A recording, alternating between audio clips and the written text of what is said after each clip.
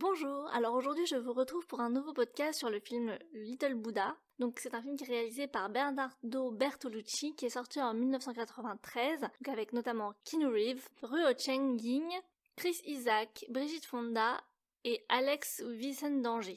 Bertolucci est un réalisateur et scénariste italien né en 1941 à Casarola et mort en 2018. Il a notamment été l'assistant de Pasolini, qui est un très grand réalisateur italien des années 60. Le film raconte l'histoire de Jesse, un jeune américain vivant à Seattle entre une mère professeure de mathématiques et un père ingénieur. Un jour, leur vie se voit bouleversée par l'arrivée d'un moine tibétain, la Manorbu.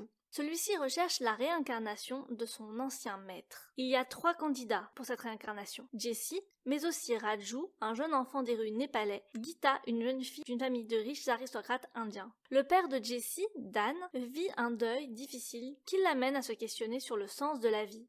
C'est ainsi que d'abord hermétique face au moine, le papa de Jesse finit par se laisser entraîner dans une aventure initiatique qui le mènera, lui et son fils, au Bhoutan. À cette aventure des années 90 se mêle le récit de la légende de la quête du prince Siddhartha. Donc je tiens à prévenir que je vais spoiler dans ce podcast, donc si vous n'aimez pas les spoils, je vous conseille d'aller voir le film avant de l'écouter. Dans ce film, 2 récits se côtoient et se mêlent. L'un raconte l'histoire d'une famille américaine qui découvre le bouddhisme.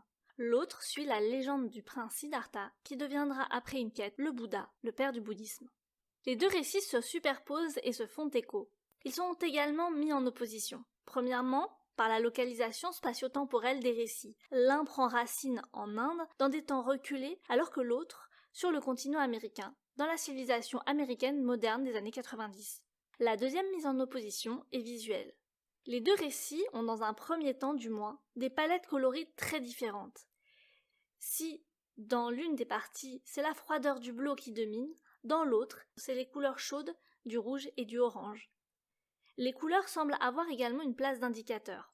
Les couleurs chaudes, par exemple, habillent les moines, se retrouvent également dans les tentures du monastère et sur le masque du rat rouge de Jesse. En Orient, le rouge est la couleur de la vie. Les tons bleus, quant à eux, correspondent à la ville de Seattle, aux constructions de pierre, de fer et de verre. Nous pouvons aussi voir une opposition du vide et du plein, qui a également une importance. Cette importance est soulignée par Lama Norbu, qui en entrant chez les Conrad, admire le vide en disant « c'est très vide, c'est très beau ». Ainsi, 2 organisations de l'espace se rencontrent, des formes vides et géométriques d'un côté, alors que de l'autre, le film nous montre des palais aux arabesques orientales avec des tissus colorés. Les scènes d'agitation remplies d'une population colorée et bigarrée des rues de Katmandou, le jardin-jungle indien fourni de la petite aristocrate tranche avec les espaces vides du début du film. La structure est souvent synonyme de construction masculine dans les symboles et que le jardin est plutôt synonyme de construction féminine. On peut voir que Jesse vient d'une maison cubique et que Gita a grandi entourée d'une nature sauvage. Le côté sauvage peut également faire écho au caractère bien trempé de la fillette. Nous pouvons aussi voir dans la représentation de la ville un côté aérien, près du ciel, dans les tours, alors que le Bhoutan et le Népal, qui ont plus une palette rouge-orangée, ont une vision peut-être un peu plus terre-à-terre. Cela pourrait sembler étrange étant donné qu'il est question d'élévation, mais le voyage initiatique, c'est aussi une descente en soi. Nous pouvons aussi interpréter les gratte-ciels montagnes de verre créées par les hommes comme représentant l'intellectualité occidentale coupée de racines, alors que les montagnes himalayennes, gratte-ciel de la création, sont représentantes d'une vérité brute. Aller vers ces montagnes peut être synonyme de retour à une authenticité intérieure. Une autre opposition réside au cœur des personnages eux-mêmes. Lama Norbu, le moine dépossédé, et Dan, le père de famille, riche. Chez Dan se manifeste la peur de perdre, notamment dans la scène où il annonce à sa femme la faillite de son associé. L'annonce de la mort de celui-ci est aussi un coup de massue pour Dan, et le début d'un long deuil. Chez Lama Norbu, en revanche, il n'y a aucune peur, mais une très grande sérénité quant à l'aboutissement de sa quête. Si dans un premier temps, le film met en opposition certains aspects, il tente à les réunir. Les oppositions finissent par se rejoindre. Jesse part à la rencontre d'un pays à l'autre bout du monde, s'y fait des amis et y apprend une nouvelle façon de voir le monde. Dean trouve aussi une paix au travers de ce voyage et celui-ci lui permet de faire son deuil et de prendre de la distance. De la même manière, Siddhartha renonce à choisir la voie de la privation et fort de la leçon du professeur de musique, il choisit la voie du milieu, qui n'est ni un extrême ni un autre. Il y a 3 enfants, qui peuvent représenter les 2 extrêmes et le point de convergence.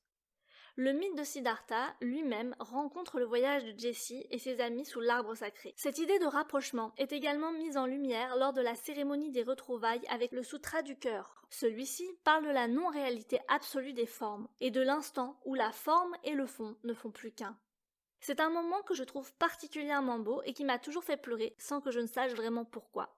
Le vieux maître a retrouvé en chacun des enfants une partie de son propre maître.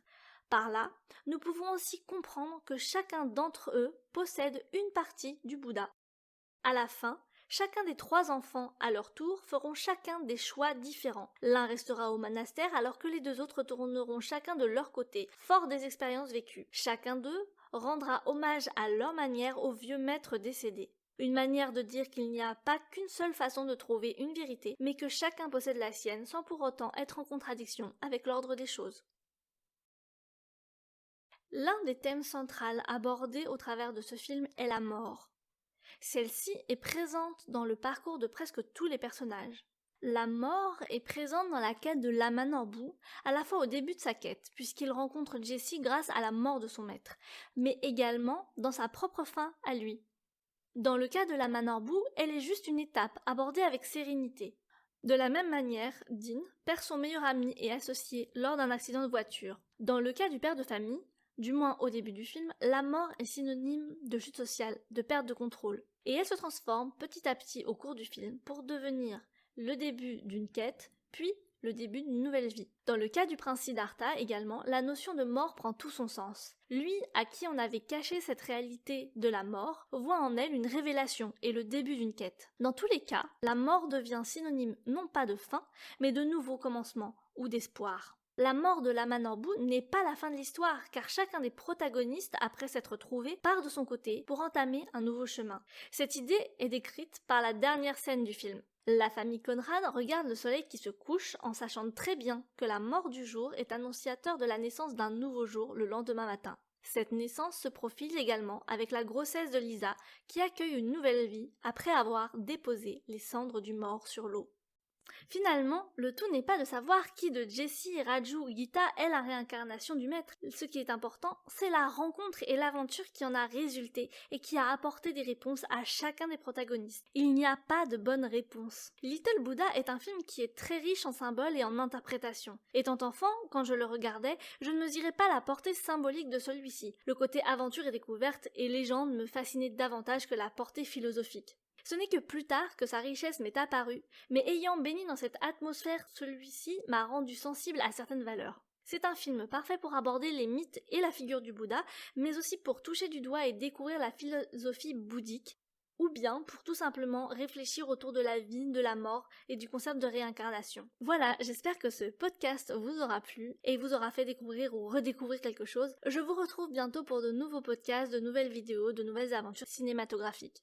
À bientôt.